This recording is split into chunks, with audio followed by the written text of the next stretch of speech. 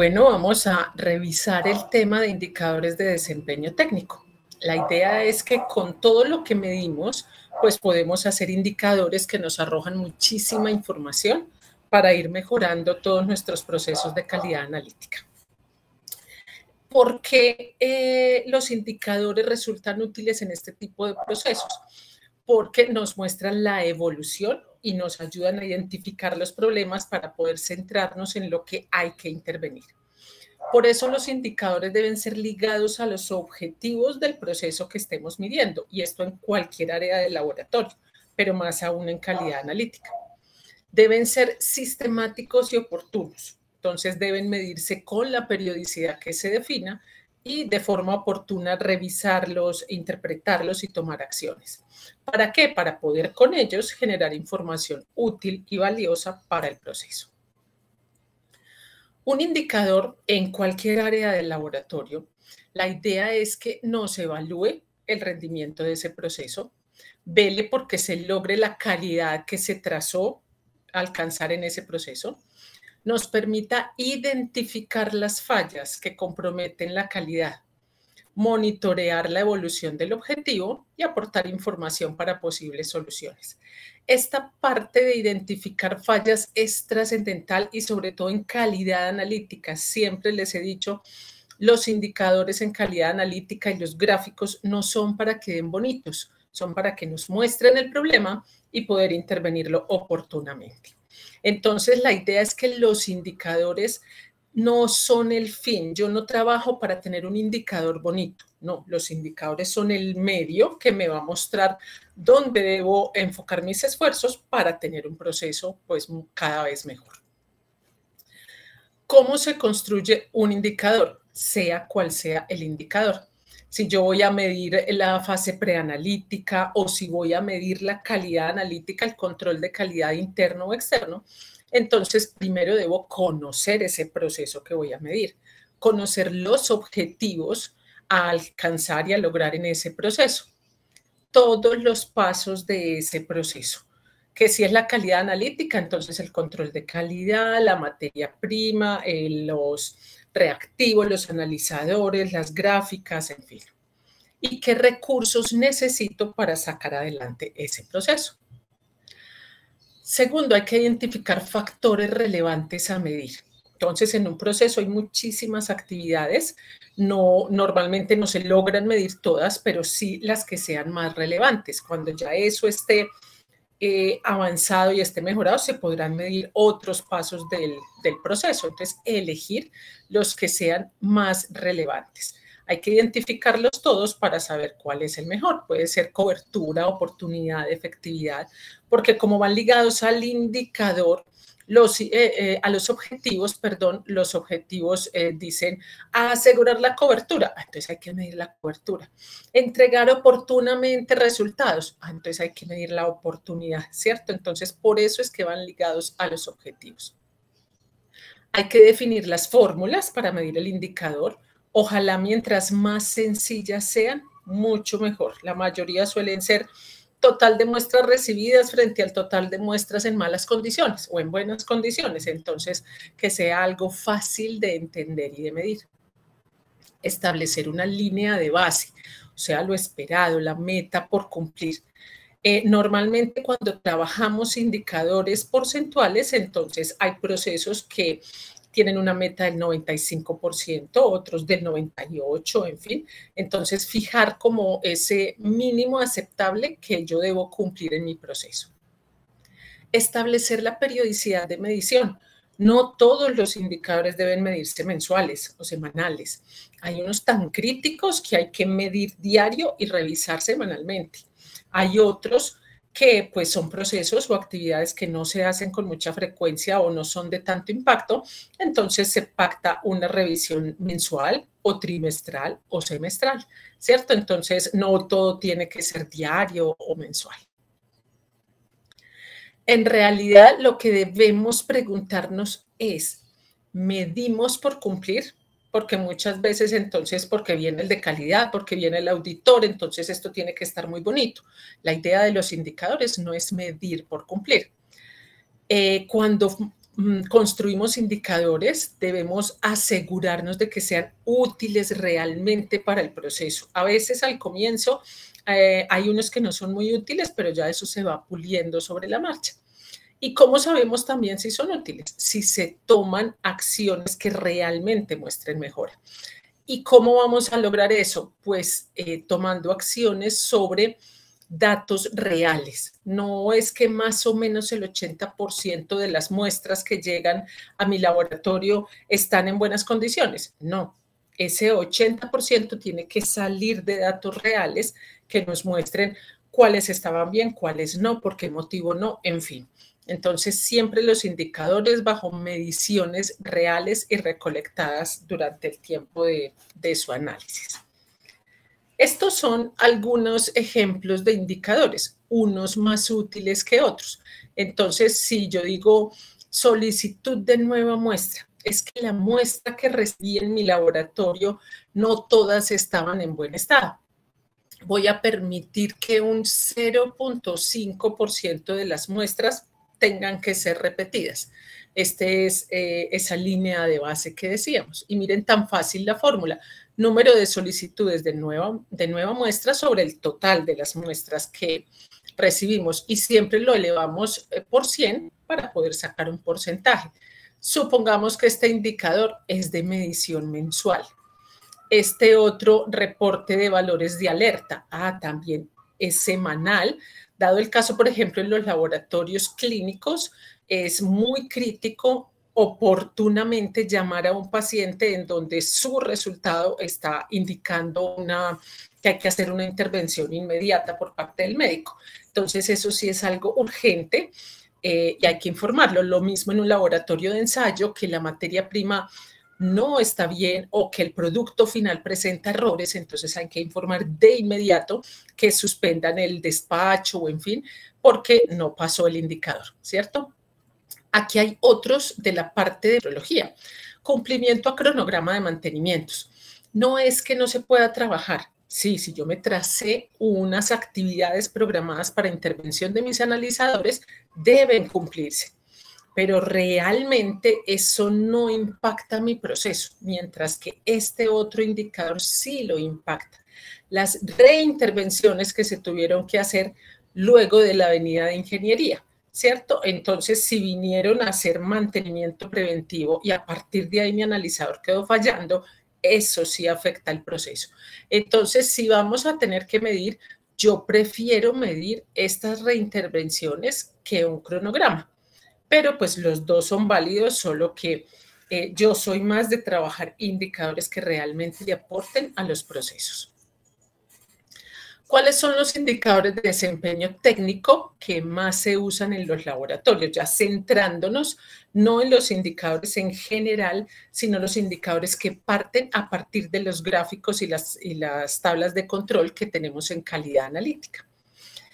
Entonces, como ya hemos venido viendo, los resultados de control de calidad deben tener una distribución gaussiana, deben estar fluctuando arriba y abajo de la media y pues debido a errores aleatorios o imprecisiones, pues mis coeficientes de variación se van ampliando.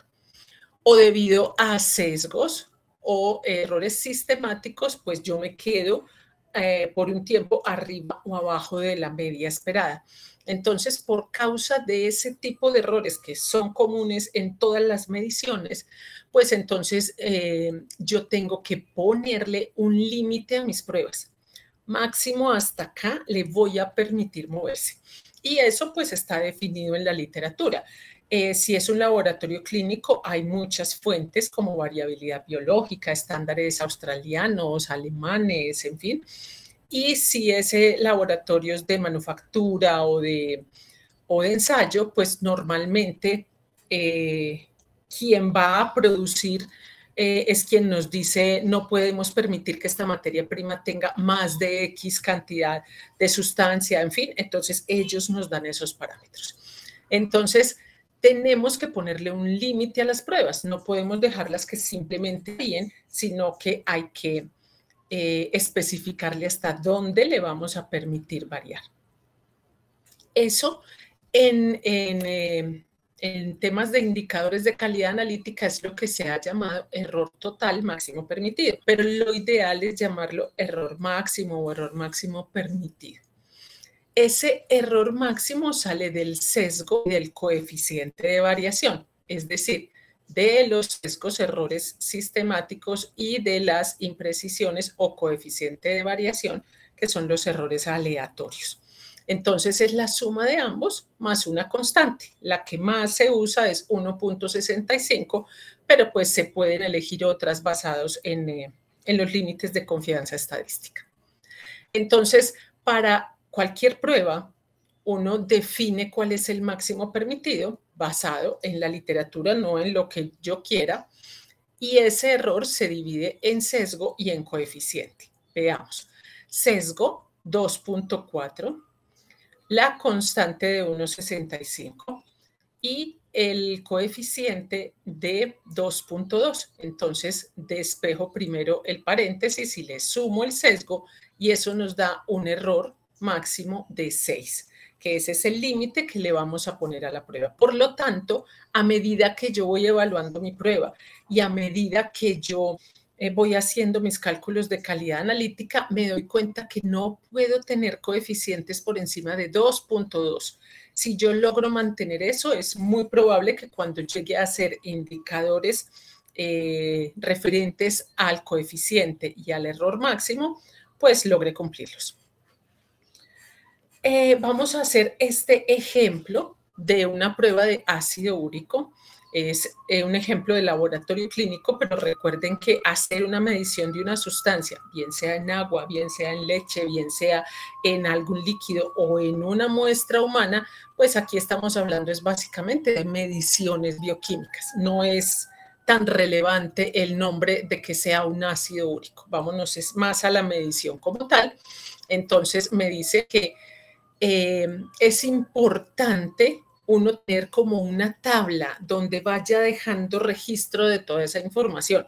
Hay plataformas que ya nos entregan esto listo. Pero entonces nos dicen frente a esta prueba, mire, esta es la media mensual que usted obtuvo y este es el sesgo que usted obtuvo en el mes. Este es el coeficiente que obtuvo en el mes y el error total que obtuvo en el mes. Con esa información, entonces, podemos sacar muchísimos indicadores.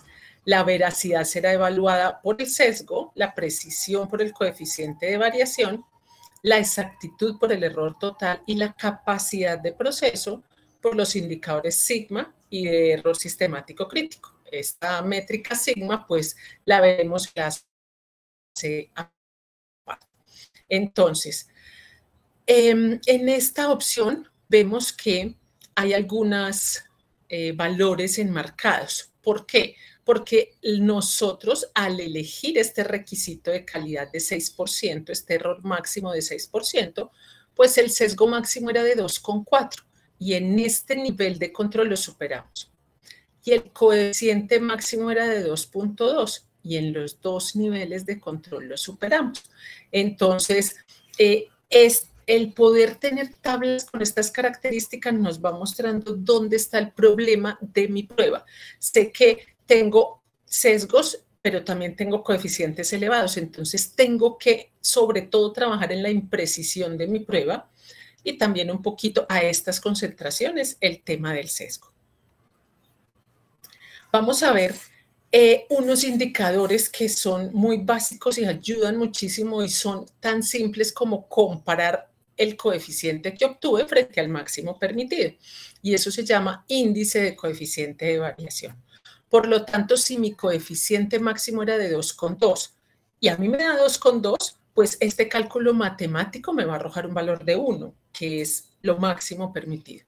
Si mi coeficiente está por encima del máximo permitido, voy a superar lo permitido en imprecisión y si está más bajo mi coeficiente, pues voy a estar más bajo. Entonces, teniendo en cuenta esta información que nos dan aquí, 6.41, que fue mi coeficiente de variación, sobre el máximo permitido, eso me da un índice de 2,9. Por lo tanto, tengo problemas de imprecisión. Y el índice de sesgo. el sesgo que yo obtuve frente al máximo permitido. Me devuelvo un poco y el sesgo se obtiene si yo no tengo con quién compararme, entonces la media que obtuve en el mes frente a la media fija en la gráfica de control. Si yo tengo la fortuna de tener un control interlaboratorios o hago parte de una red de laboratorios o hay más analizadores iguales en mi laboratorio, como en este caso, este laboratorio hace parte de un grupo de más de 30 laboratorios. Esos laboratorios generaron estas medias de control con sus datos. Entonces, al yo comparar mi media frente a la de mis compañeros, me arroja un sesgo. ¿Listo? Entonces, de ahí se obtiene ese sesgo mensual del laboratorio de mi media frente a lo que yo tenga como esperado, que puede ser la mía, la de un grupo de comparación, o en fin. Entonces, mi sesgo sobre el máximo permitido, que es 2,4, y me arroja un resultado de 1,43. No fue tan distante de 1, pero estoy superando lo máximo permitido.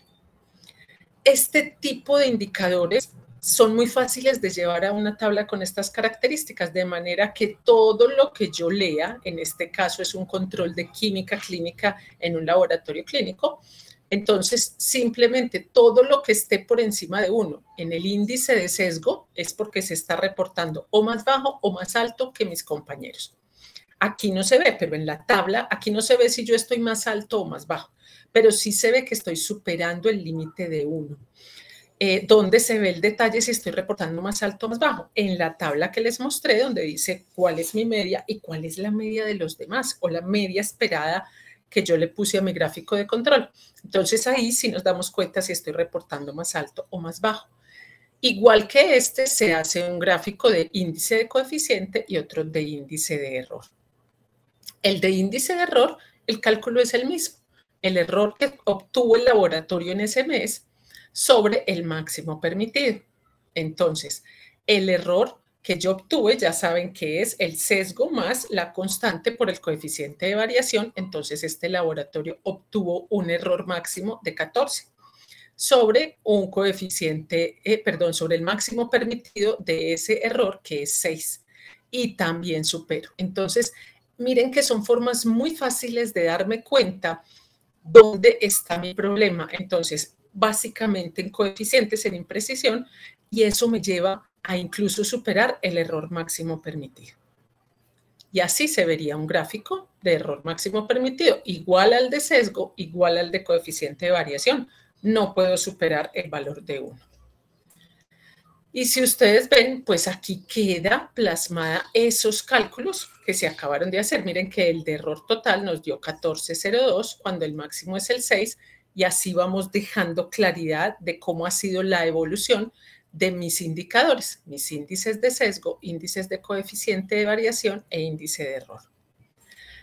Todo en control de calidad debe trabajarse junto. Yo no debo mirar el sesgo y ya, o mirar el error máximo y listo. No, todo debe trabajarse junto, interpretarse junto, y si podemos tener a la mano la comparación interlaboratorios y el control externo, todavía mejor, porque así realmente sí puedo juzgar la calidad de mi prueba. No por un solo indicador decir que esa prueba no funciona, no, es por algo global que yo pueda interpretar. Entonces, les sugiero que suspendan el video e intenten hacer estos cálculos. Nos dice, si al generar mi indicador de coagulación obtengo estos resultados, esta media, este sesgo, este coeficiente, este error total, si obtengo esos cálculos, entonces, ¿cuál sería mi índice de sesgo para cada uno de los dos niveles de control? Suspendan el video, tomen su calculadora del celular, calculadora sencilla, no necesitan científica, y cuando tengan sus datos reactivan el video. Entonces, el índice de sesgo del nivel 1 se calcula el máximo, el que obtuvo el laboratorio sobre el máximo permitido, y eso nos da un resultado de 0,65. Y el del nivel 2 el sesgo que obtuvo el laboratorio sobre el máximo permitido, que nos da un índice de sesgo de 0.12. O sea, no tenemos ningún problema en sesgos porque no superamos el 1. Y miren que al ver las medias, pues están muy similares las unas con las otras. Ahora, nuevamente, suspendan el video y con esta información de coeficientes calculen el índice de coeficiente de variación. El índice de coeficiente de variación del nivel 1 es el obtenido por el laboratorio sobre el máximo permitido y les debe arrojar un valor de 1,22. Y el nivel 2, el coeficiente que obtuvo el laboratorio sobre el máximo permitido y les debió dar un resultado de 0,83. Por lo tanto, sí voy teniendo dificultades de precisión en el nivel 1 de control. Y nuevamente pausen el video para que hagan el cálculo del error máximo permitido, del error que obtuvo el laboratorio. Bueno, el error que obtuvo el laboratorio ya está calculado acá y lo que les está pidiendo es el índice de error total. Entonces suspendan y cuando tengan los cálculos reactivan.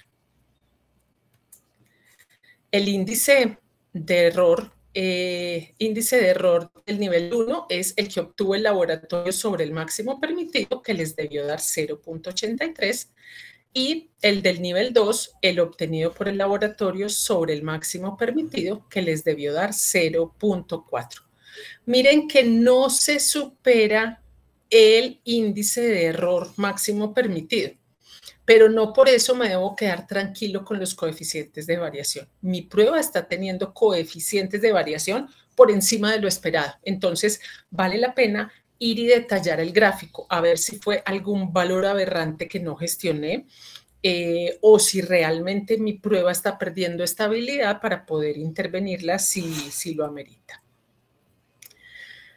Veíamos acá en estas tablas de control, les decía que la métrica sigma la veremos en una clase aparte, pero el error sistemático crítico es muy interesante porque cuando mi prueba se queda arriba o abajo de la media, yo necesito saber qué tanto le puedo permitir esa variación sin que el 5% de mis datos superen ese requisito de calidad que ya habíamos definido para la prueba. Ese es el cálculo del error sistemático crítico. Entonces, cuando el cálculo, que ya enseguida les muestro cómo es, cuando el cálculo nos da mayor de 4, entonces es una prueba que tiene muy buen desempeño, no requiere una intervención. Si nos da menor de 2, hay que darle prioridad y hay que intervenir la prueba. Entre 2 y 3, alta prioridad de mejoramiento. O sea, mientras más alto sea ese error sistemático crítico, pues la prueba está como más suelta, no va a tener tanta dificultad que por cualquier desplazamiento nos lleve a que se supere ese requisito de calidad. Esta es la fórmula del error sistemático crítico. Miren que todas estas fórmulas son muy sencillas. La idea es que se tome el error máximo permitido, no el que obtuvo el laboratorio, sino el máximo permitido o el requisito de calidad que nos trazamos para esa prueba, se le resta el sesgo y se le divida el coeficiente de variación. Y se acuerdan de la variable de la constante estadística, entonces esa la utilizamos para restar luego de la fórmula. Entonces, ¿cuál fue el requisito de calidad que le pusimos a la prueba? 15, o sea, el error máximo permitido, menos el sesgo. Bueno, el laboratorio obtuvo en el nivel 1 este sesgo de 4,85 sobre el coeficiente de variación, que fue 4,57, y le resto la constante. Vamos despejando el numerador, luego esta primera parte, y luego le restamos la constante y nos da un valor de error sistemático crítico de 0,57. ¿Sí? Cuando mi prueba no es capaz, así no supere el error máximo, a mi prueba le cuesta estar dentro del gráfico. Con cualquier desviación, ella se va a salir de control y eso me lo dice acá. Por lo tanto, mi error sistemático crítico es muy pequeño porque no permite movimiento de los datos dentro del gráfico. Hay otros indicadores en la literatura, van a encontrar muchos. Yo les traje para muestra este que se llama QGI. el QGI, si está menor de 0,8, nos habla de que tengo problemas de imprecisión. Si está entre 0,8 y 1,2, imprecisión y veracidad. Y si está mayor que de 1,2, pues es veracidad. La fórmula muy sencilla. Entonces, fíjense que a medida que uno va aprendiendo indicadores, o a mí me pasaba, yo aprendía un indicador nuevo y llegaba al laboratorio a implementarlo, hasta que llegó un momento en que tenía una cantidad de indicadores y todos me decían lo mismo. Yo ya me había dado cuenta desde el gráfico que mi problema era un sesgo positivo, pero al hacer todos estos cálculos, pues me decían lo mismo. Entonces, la idea es que los conozcan, tengan la información para poderlo interpretar, pero que elijan el que les resulte más práctico para poder monitorear la veracidad, la imprecisión y la exactitud de sus laboratorios, pero tampoco se llenen de indicadores, bien sea los índices o el QGI o algún otro que encuentren en la literatura.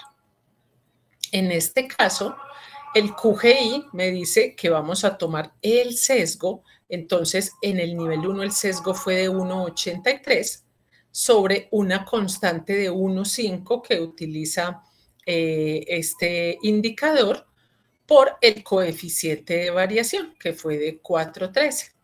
Despejamos el denominador y esto nos arroja un QGI de 0,29. Entonces, estar por debajo de 0,8 nos habla de imprecisión. Eso ya lo sabíamos, ¿cierto? Acá ya simplemente con yo haber superado el máximo permitido, ya sé que tengo problemas de imprecisión. Entonces, puedo hacer este indicador o este y ya tengo 3 fuentes. Aquí me di cuenta, en el gráfico normalmente también, en este indicador también, en este también. Entonces, miren que todo nos lleva a lo mismo. Para practicar, suspendan nuevamente la grabación y hagan el cálculo de este QGI en el nivel 2 de control. Los resultados que debieron obtener son entonces el sesgo, que fue de 10,92, sobre la constante por el coeficiente de variación del mes, que fue 5,77. Despejan denominador y el cálculo les da 1,26. O sea que tengo dificultades en cuanto a la veracidad. Ya me había dado cuenta porque mi media está por debajo de la que tienen los dos analizadores que se están comparando. Yo soy el que está reportando más bajo y eso me lleva a un índice de sesgo que me dice que tengo problemas de veracidad, o si quiero calcular el QGI, también me dice lo mismo.